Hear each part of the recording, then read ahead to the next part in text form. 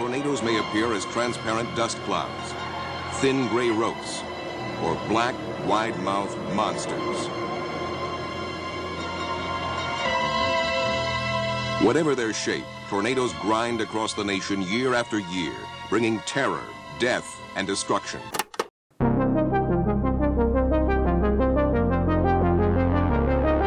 On April 10, 1979, a widespread and deadly tornado outbreak would ensue in parts of Texas and Oklahoma. Nearly 30 tornadoes would touch down, killing 57 people and injuring almost 2,000 more. One tornado in particular stood out from the rest, an F4 that tracked for 47 miles through north-central Texas, killing 42 people and injuring over 1,700. The tornado devastated the densely populated city of Wichita Falls, destroying many residential areas on the southern side of the town. In this video, we'll take a deep dive into the setup behind this historic outbreak, the tornadoes, and the destruction they left behind. We'll also take a look at how the towns have recovered and how they look today. 1979 up to this point was a pretty average year for tornadoes. Just over 100 tornadoes had been confirmed, with a few notable tornadoes touching down near the end of March. However, on April 10th, a dangerous setup was coming together that had the potential to produce deadly severe weather. A 500 millibar closed low set up around the Four Corners region and a deep digging, negatively tilted trough set up south and east of the low, providing a lot of wind shear, which is the changing in direction and speed of wind with height, which, as you can imagine, is pretty important to the formation of tornadoes. Warm, moist air soared into the region, allowing dew points to rise up into the mid-60s and temps to rise up into the low 70s. Instability, or storm fuel, was also very high, with over 1,500 joules per kilogram of surface-based CAPE being present across north-central Texas. A dry line, or boundary between moist and dry air, extended to the south from the low, and a warm front now extended to the north of the Red River. Given this dangerous combination of extreme wind shear, high moisture, and a very unstable atmosphere, severe thunderstorms containing the potential to produce long-tracking, significant tornadoes was seeming more and more likely. Storms would fire from the dry line and would take a northeasterly path through the Red River region. These storms would remain discrete, allowing for the development of long-tracking, intense tornadoes with any storm that could develop and remain separate from the others. Seeing this, the National Severe Storms Laboratory, or NSSL, issued a tornado watch for the areas shown, highlighting the very elevated threat for tornadoes. The stage was set, and in the early afternoon, storms began to fire, kicking off a very long day of severe weather.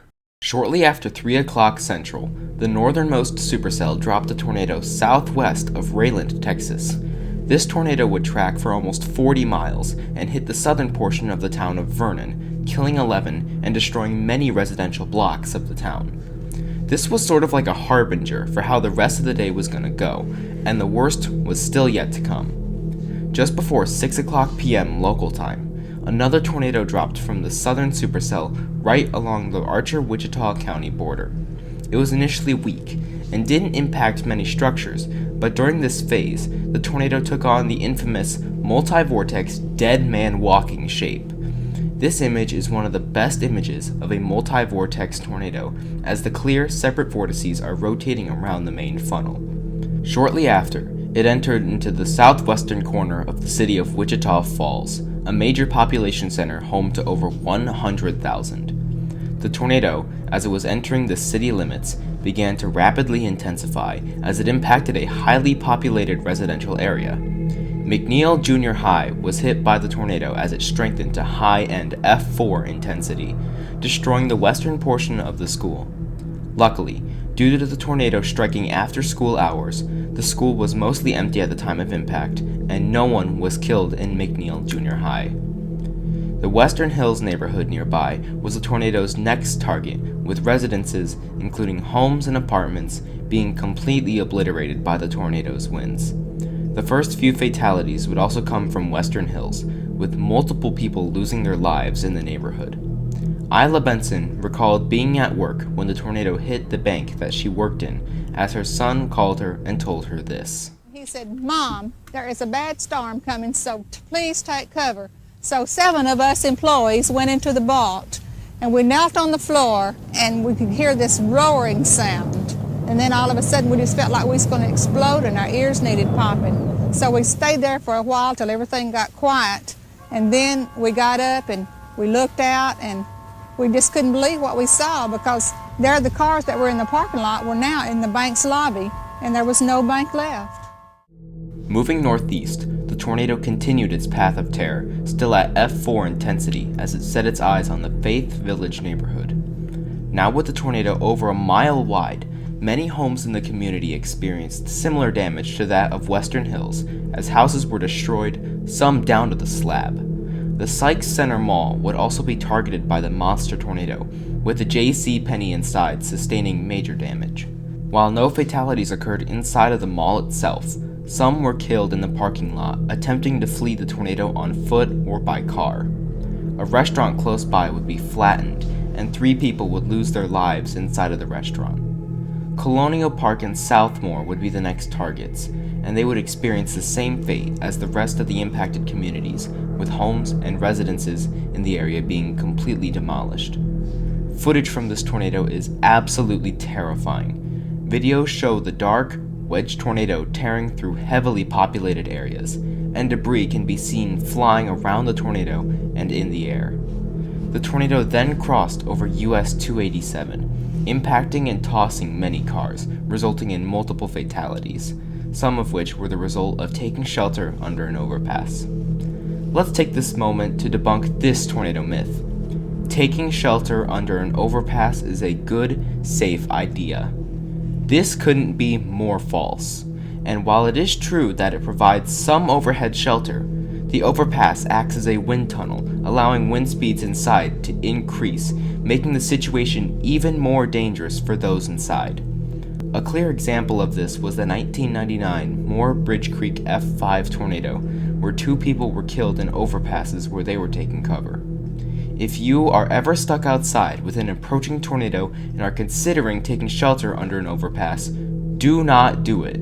You are better off lying down and taking shelter in a ditch. More videos coming from this portion of the tornado's life show the dirt and debris shrouded wedge tornado crossing over the areas northeast of Wichita Falls. From here, the tornado began to gradually weaken, and after crossing US 287, the tornado continued moving northeast, impacting multiple industrial plants while uprooting trees. After taking a northern turn into Oklahoma, the tornado lifted in the town of Waurika. Over the 47.5-mile track, the F4 tornado would kill 42 people, injure over 1,700, and destroy much of Wichita Falls.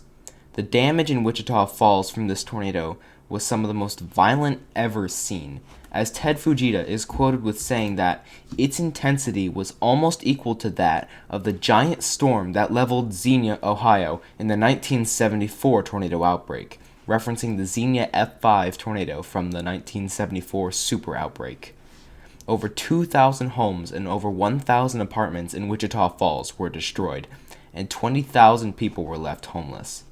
Around $400 million in damage was done, which is around $1.7 billion today after accounting for inflation. It's been 45 years since this tornado, and the people of Wichita Falls have rebuilt since the tornado. Structures in town have been rebuilt, and the population of the city has actually increased since 1979. Wichita Falls remains a thriving community today, even after facing this tragic event. Before I end this video, I would like to thank you all for watching. This took a lot of time and work, so I appreciate you watching until the end. If you at all found this enjoyable or informative, please consider subscribing, as it would help me out a lot. Also, I have linked down in the description a lot of sources that have a lot of good information on the tornado if you would like to learn more. Thank you for watching, and I will see you later on MediaCube.